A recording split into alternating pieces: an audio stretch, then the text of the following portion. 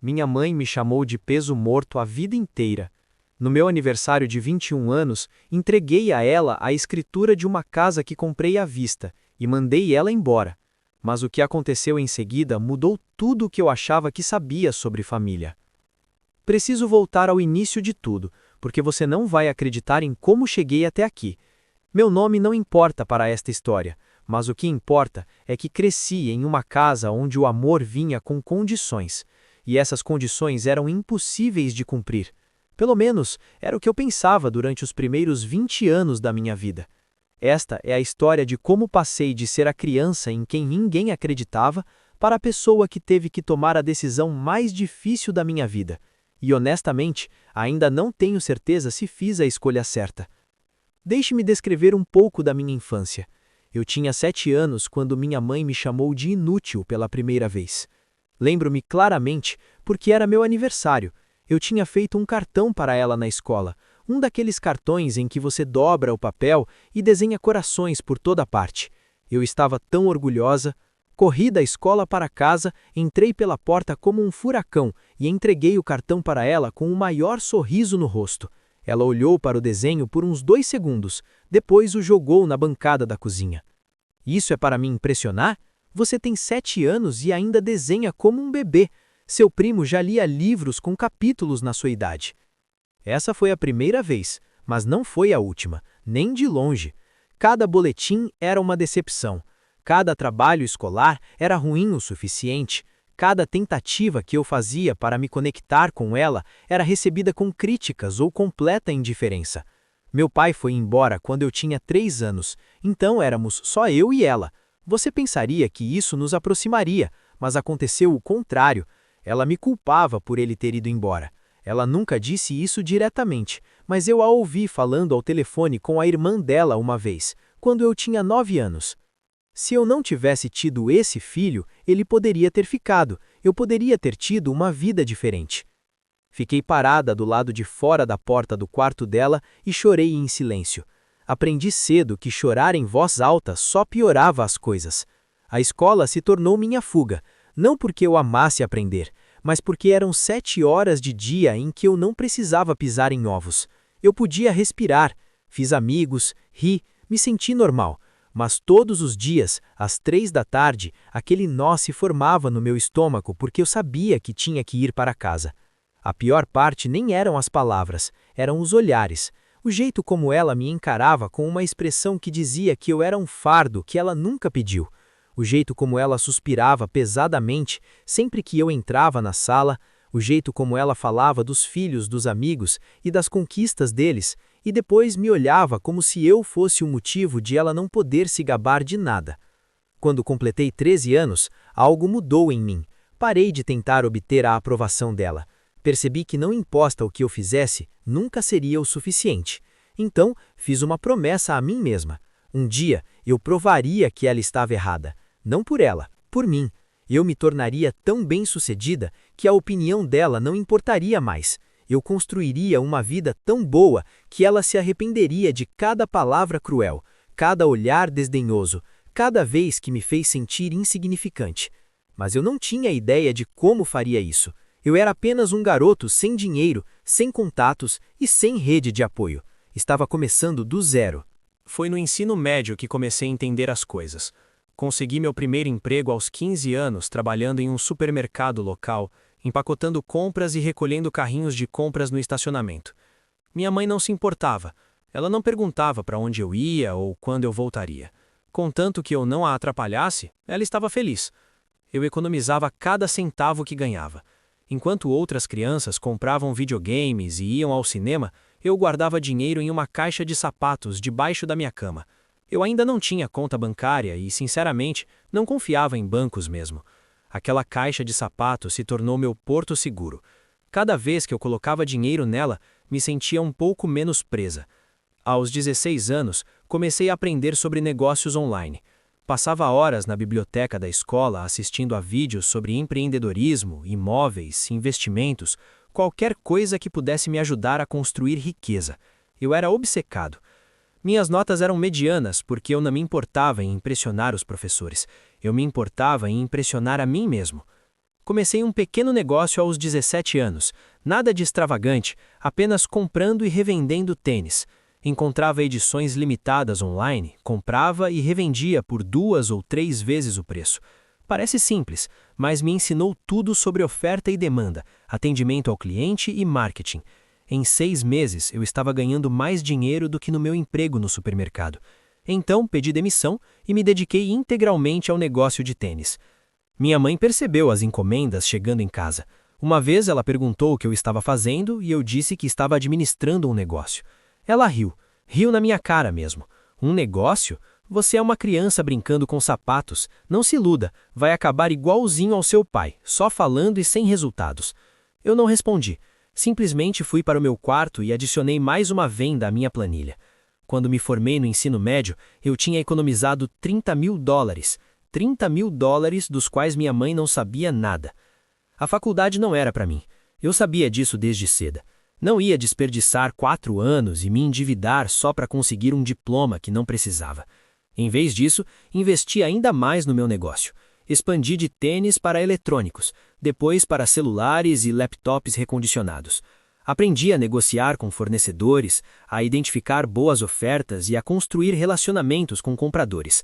Aos 19 anos, lucrei meus primeiros $100.000. Não consegui acreditar. Sentei no meu quarto olhando para o saldo da minha conta bancária e chorei. Não lágrimas de tristeza, mas de alívio. Eu estava conseguindo. Eu estava realmente conseguindo. Mas eu ainda morava com meus pais. Minha mãe me cobrava aluguel, o que era normal. Eu pagava todo mês sem reclamar. Mesmo assim, ela continuava me tratando como se eu não fosse ninguém. Ela trazia caras do bar para casa e me apresentava como seu erro. Ela reclamava com as amigas de eu ainda morar com ela, mesmo pagando mais aluguel do que a minha parte das contas. Comecei a procurar casas quando fiz 20 anos. Eu queria sair.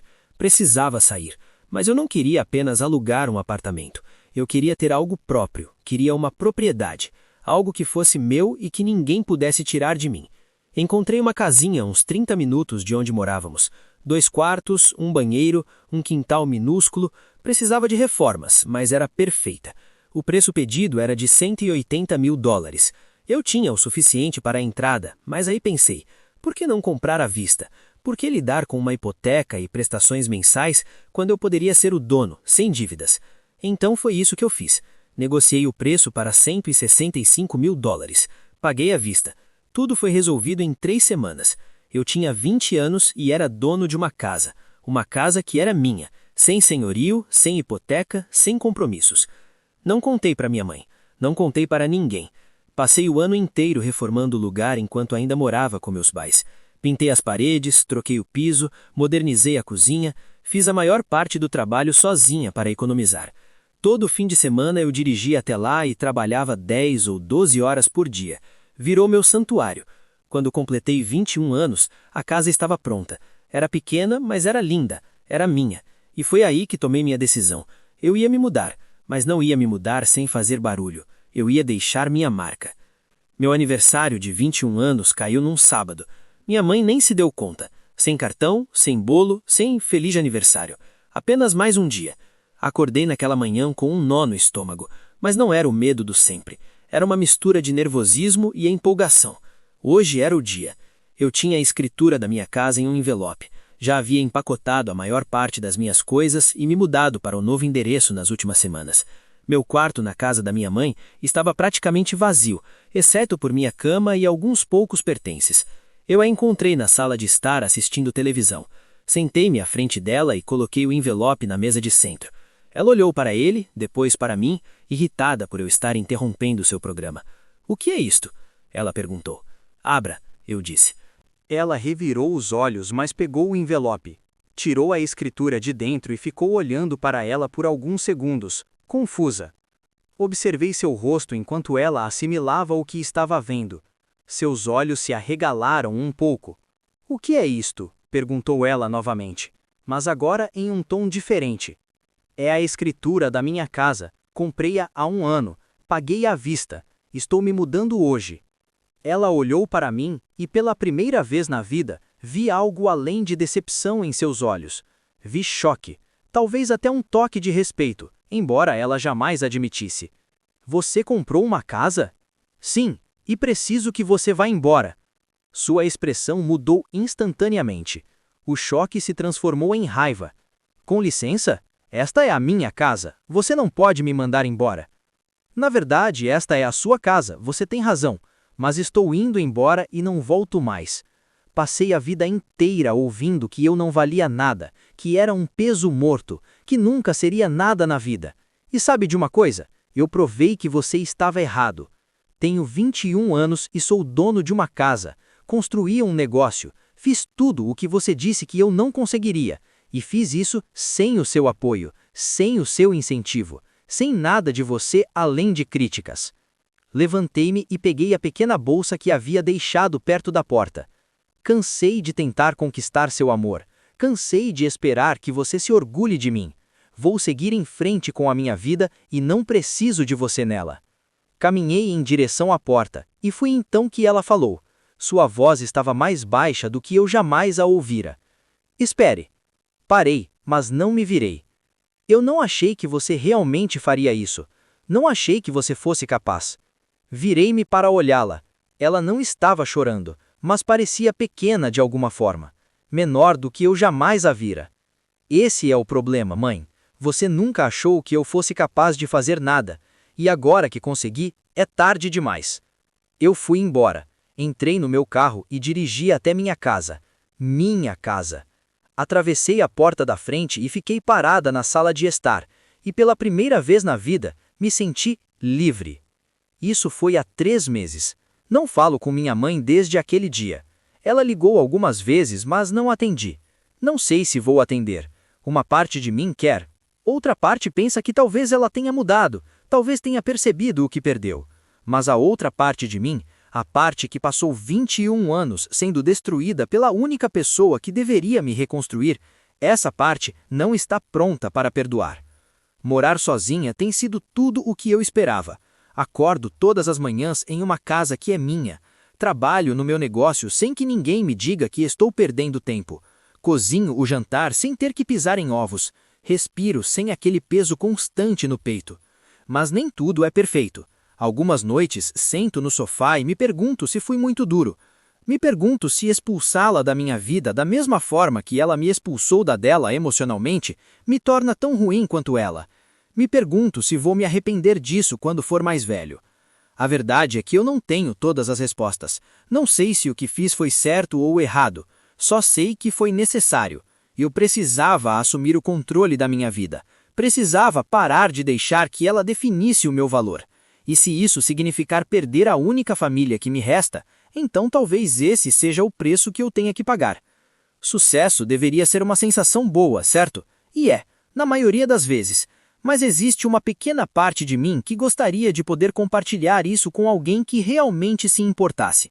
Eu tenho amigos, tenho meu negócio, tenho minha casa, mas não tenho uma mãe. E não sei se algum dia realmente tive. Mas talvez algum dia eu atenda às ligações dela. Talvez algum dia a gente sente e tenha uma conversa sincera. Talvez ela peça desculpas de verdade. Ou talvez seja assim que nossa história termina. Eu na minha casa e ela na dela. Nós duas teimosas demais para superar as diferenças. De qualquer forma, estou seguindo em frente. Estou construindo a vida que sempre sonhei. E ninguém, nem mesmo ela, pode tirar isso de mim. Se você se identificou com essa história, inscreva-se para receber mais histórias reais como essa.